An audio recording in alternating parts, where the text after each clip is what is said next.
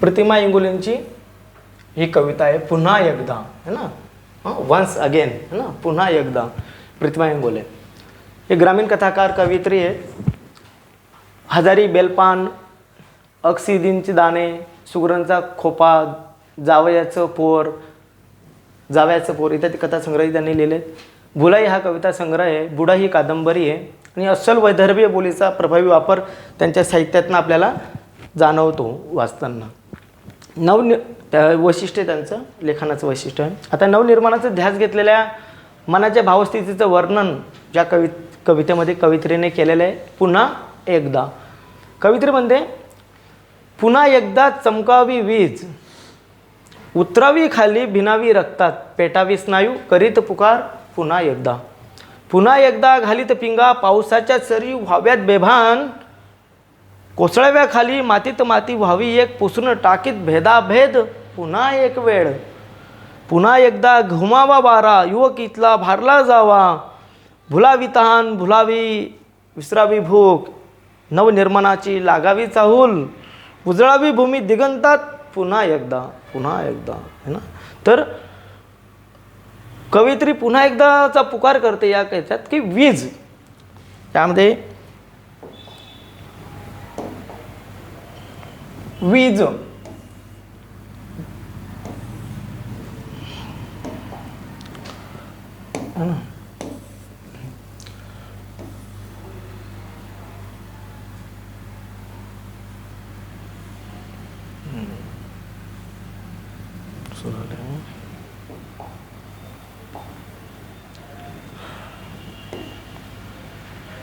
याच्यात वीज हा शब्द येतोय.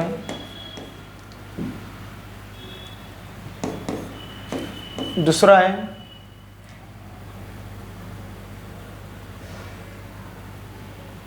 बस सरी, वीज सरी. या सरी कशाच्या आहेत? पावसाच्या. नंतर वारा, तिसरा वारा, है ना. तिसरा शब्द आहे वारा. वीज, सरी, वारा या 3 शब्दांच्या भोवती कविता लिहिलेली कवयित्रीने. कवयित्री कोणी? प्रतिमा इंगोले. पुन्हा एकदा चमकावी वीज, उतरावी खाली, भिनावी रक्तात, पेटावी स्नायू, करीत पुकार पुन्हा एकदा. पुन्हा एकदा वीज चमकावी. वीज चमकतेच आहे, पण पुन्हा एकदा वीज चमकावी, अशी चमकावी की जिने काय करावी, खाली उतरून ती रक्तामध्ये भिनली पाहिजे आणि त्याच्यामुळे आपले स्नायू पेटले पाहिजे. आणि करीत पुकार पुन्हा एकदा. हे कोणाचे आहेत? कोणाचे स्नायू पेटले पाहिजे ते कवयित्रीने शेवटच्या टांजामध्ये सांगितलेले आहेत, कडव्यामध्ये. पुन्हा एकदा घाली ती पिंगा, पावसाच्या सरी, या सरी बेभान व्हाव्यात, कोसळव्या खाली, मातीत माती व्हावी एक. खाली आल्यानंतर या सरी त्यांनी मातीत माती एक करावी की जेणेकरून सगळे भेदाभेद, अमंगळ जे आहेत ते सगळे भेदाभेद मिटले जावेत. पुन्हा एक वेळ. अनेक जण येतील, डिवाइड अँड रूल करतील, परंतु पुन्हा पुन्हा काय, विजेने खाली यावं, मातीने सरी, जे हे सरी पावसाची सरीने माती काय असेल ती भेदाभेदाची, आमच्या विभिन्न मनाची जी झालेली माती आहे, है ना, वैरपणाची जी माती ती एकत्र व्हावी आणि त्यातनं काय व्हावं, सगळे भेदाभेद पुसून टाकून आम्ही सगळे एक व्हावेत, है ना.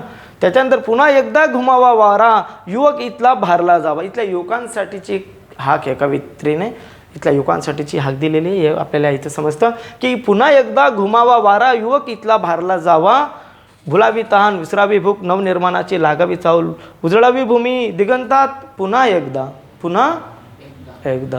असं. तर वीज, सरी आणि वारा. तर विजेने काय करावं, पुन्हा एकदा चमकावी. वीज काय करते, चमकते आणि मग तिने खाली यावं. खाली येतेच वीज, खाली आली तर काय होईल, भिनावी रक्तात, त्याच्यामुळे पेटावे स्नायू, स्नायू पेटले पाहिजे आणि करीत पुन्हा पुकार पुन्हा एक वार. कोणतं? त्याच्यानंतर सरी खाली याव्यात, बेभान व्हाव्यात, बेभान होऊन मातीत माती एक होऊन पुसून टाकावेत भेदाभेद, सगळे भेदा पुसून टाकावे. नंतर पुन्हा वारा इथला घुमावा आणि इथला युवक त्या वाराने भरला जावा आणि भुलावी तहान, विसरावी भूक. हा वारा कशाचा आहे, है ना, कशाचा आहे, नवनिर्माणाचा आहे. नवनिर्माणाची चाहूल त्याला लागली पाहिजे आणि नवनिर्माण करत असताना त्याने तहान भूक सगळं विसरून हरपून गेलं पाहिजे, स्वतःलाही हरपून गेलं पाहिजे. तेव्हा नवनिर्माण शक्य आहे. असं कविता कवितेला वाटतं या कवितेमध्ये. समजलं? ओके. त्याच्यानंतरची कविता बघूयात आपण. सांगा बरे शब्द बघू. पावसाच्या सरी कोसळव्यात, कारण सरी कोसळत कारण का? मातीत माती एक व्हावी आणि भेदाभेद पुसून जावेत. त्याच्यानंतर भुलावी ताण विसरावी भूक, कारण नवनिर्माणाची लागावी चाहूल. शाबाश. खालील घटकांचे कवितेला अपेक्षित परिणाम. वीज चमकल्यामुळे काय होतील? स्नायू पेटतील. त्याच्यानंतर वारा घुमल्यामुळे काय होतील? युवक इथला भारला जाईल. युवक इथला भारला जाईल. शाबाश. इथे जोडा लावा बरं. सांगा. वीज रक्तात भिनावी. वीज रक्तात भिनावी म्हणजे काय? माणसात उत्साह निर्माण व्हावा. बरोबर आहे. त्याच्यानंतर मातीत माती एक व्हावी, मातीने भेदभाव विसरावा. नवनिर्माणाची चाहूल लागावी म्हणजे काय? नवीन नवीन गोष्टी निर्मित करण्याची इच्छा व्हावी. पुसून टाकीत भेदाभेद म्हणजे चमका. आणि उजळावी भूमी दिगंतात म्हणजे काय? भेदाभेद नष्ट व्हावेत. किती छान भावार्थ सांगितलेला आहे है ना. भावार्थाधारित मातीत माती व्हावी एक, पुसून टाकीत भेदाभेद या काव्यपंक्तीतील सामाजिक आशय स्पष्ट करा. तर सामाजिक आशय आपण बघितलेलाच आहे की सगळा आपला देश अनेक जाती धर्म पंथांनी विभागलेला आहे, भाषांनी विभागलेलं आहे. ते सगळं एक व्हावं. युनिकनेस है ना, युनिटी इन डायव्हर्सिटी तयार व्हावी है ना. तर ती कंपोजिट कल्चर तयार व्हावं, संमिश्र कल्चर, हे कविता प्रतिमा इंगोलेंना अपेक्षित आहे. ठीक आहे. आपल्या देशात शांतता निर्माण व्हावी यासाठी पुन्हा एकदा काय व्हायचं तुम्हाला वाटते ते स्वतःच्या शब्दात सविस्तर लिहा. काय वाटतं? तर काय काय वाटेल? शांतता निर्माण होण्यासाठी काय लागेल? रोजगार निर्मिती पाहिजे. रोजगार निर्मिती नाही झाली तर लोक मग दगड मारतील. त्यांना जर कोणी सांगितलं हे 500 रुपये घेऊन दगड मार यांना करतील लोक. तर शांतता निर्माण होण्यासाठी रोजगार निर्माण व्हायला पाहिजे. त्याच्यानंतर इक्वॅलिटी तयार झाली पाहिजे. सामाजिक आर्थिक विषमता नष्ट झाली पाहिजे. राजकीय विषमताही नष्ट झाली पाहिजे है ना. आणि जाती इलेक्शन निवडणुका असतील तर जाती प्रधान नसल्या पाहिजे, धर्मप्रधान नसल्या पाहिजे. हां. तर क्रिमिनलायझेशन ऑफ पॉलिटिक्स इन क्रिमिनलायझेशन ते झालं नाही पाहिजे. हां. तर याच्यामुळे आपल्या देशात शांतता राहील. कवितेला तुम्हाला समजलेला भावार्थ तुमच्या शब्दात लिहा. खूप सोपं आहे. तुम्हाला जो कळाला तो लिहायचं. मला वाटतं तुम्हाला समजलं असेल. काय अडचण आहे? चला पुढची कविता बघू. तिफन शेतकऱ्याची कविता आहे. विठ्ठल वाघांची आहे. विठ्ठल वाघ विदर्भातलेच. प्रतिमा इंगोले पण विदर्भातले होते. तर बघा विदर्भातले महाराष्ट्राची कविता विठ्ठल वाघ है ना. हे पुसून टाकूया.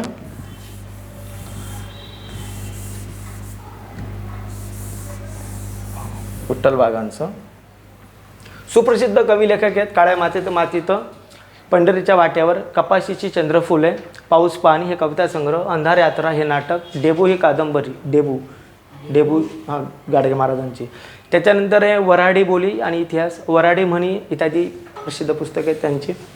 पेरणी, बैलांविषयीचं प्रेम, पावसाच्या दिवसातील मातीचा सुगंध, शेतकऱ्याचे स्वप्न, पावसाच्या आगमनाने शेतकऱ्यांची होणारी शेतीकामांची लगबग, याचं सगळं वर्णन आहे कवितेमध्ये. या कवितेमध्ये वर्णन कशाचं आहे? पेरणी कशी करतात? तिफनच्या मदतीने है ना. पेरणी याच्यामध्ये ना सदाशिव आणि पार्वती नावाचं एक शेतकरी दाम्पत्य आहे. त्यांचं चित्रण आपल्याला इथं दिसतं की बैलाविषयीचं प्रेम त्या दोघांचं, त्याच्यानंतर हे पावसाच्या दिवसातील मातीचा सुगंध, त्याच्यानंतर शेतकऱ्याचं स्वप्न, पावसाच्या आगमनाने होणारी शेतकऱ्याची जी लगबग आहे, याचं सगळं वर्णन याच्यामधनं असतं. शेतकरी जीवन है ना, गावातलं जे वर्णन आहे ते बघा. काया मातीत मातीत तिफन चालते. काया मातीत, काळ्या मातीत, काया म्हणजे काया विदर्भ वऱ्हाडी शब्द आहे. काया म्हणजे काळ्या मातीत भारतात महाराष्ट्राचं डेक्कन प्लाटू आहे ना. इथं काळी माती आहे. काळी माती इग्नस रॉकपासून तयार झालेली कापसाची माती आहे ना. काळ्या मातीत मातीत तिफन चालते. तिफन म्हणजे पेरणीसाठी ती तिफन, 3 फणे असतात त्याला, त्याच्यातनं बीज टाकलं जातं. तिफन चालते. ईद नाचते थय थय ढग ढोल वाज. ईज चमकते. प्रतिमा इंगोलेंना वाटतं की ईज खाली यावं, रक्तात भिनावी, परंतु इथं ईज नाचते आणि ते शेतकऱ्याला ते आवडते. कारण ढग काय होतं? ढोल वाजवते, गडगडतं ना, ढग गडगडतं. ॲक्च्युली इथं आपल्याला माहिती आहे की वीज आधी चमकते, नंतर आवाज येतो खडखडखड है ना.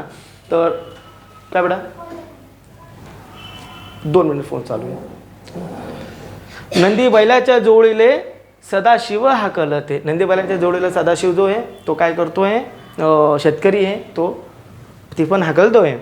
वटी बांधून पोटाले पार्वती उन्हाळते. पार्वती काय करते, त्याची बायको काय करते, वटी बांधून पोटाले, ज्याच्यामध्ये बीज आहे है ना, वटी बांधून पोटाले पार्वती उन्हाळते. वटी बांधते पोटाले झोई काठीले टांगते. काठीले ती झोई टांगते.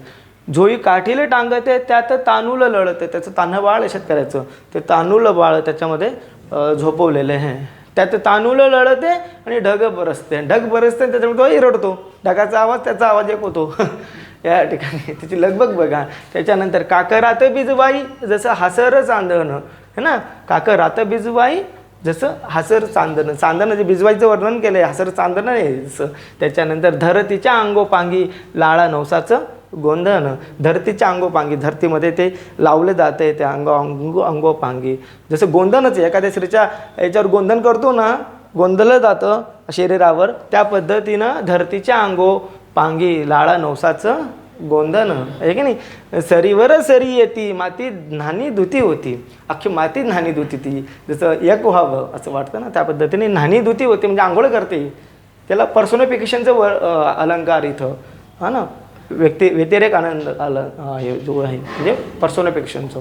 व्यतिरेक वेगळं आहे, पण हे व्यक्तीला, निर्जीव वस्तूला व्यक्ती करायचं. इथं काय करायचं आहे, निर्जीव वस्तू करायचं आहे. तर सरीवर सरी येती माती न्हाणी धुती होती. आंघोळ करते माती है ना. सरी जसं आपण शहरात आहे ना, काय बाथरूममध्ये सरी येतात, कशाच्या, शावरच्या सरी येतात. तशा या शावरच्या सरी येतात आणि माती न्हाणी धुती होती, आंघोळ करते. तिचा कस्तुरीचा वास भुल जीवाले पाळते है ना. मातीचा कस्तुरीचा वास आहे, कस्तुरीचा सुगंध आहे. कारण पहिलाच पाऊस आहे, मातीचा जो दरवळलेला सुगंध आहे, मृदगंध, ज्याला विंदा क्रांतिकारांनी म्हटलेलं आहे, मृदगंध हे की नाही. तिचा कस्तुरीचा वास भुल जीवाले पाळते. भुल जीवाले पाळते, वाट सांजीले पाहते. मैना वाटूले पाहते आणि रागू तिफन हाणते. रागू तिफन हाणते ढग. इथं मैना आणि रागूची उपमा त्या दोघांना दिलेली कवीने, शेतकरी आणि शेतकऱ्याच्या बायकोला, ठीक आहे नाही. मैना काय करतं, मैना वाटुली पाहते, रागू तिफन हाणते. रागू तिफन हाणते, ढग बिरसते. तर बैलांची नावं पण वाटतात ते, रागू आणि मैना है ना. शेतकऱ्याची नावं हे सदाशिव आणि पार्वती. वेगवेगळे दिले असतील, वेगळे दापणते असेल शेतकरी दापणते.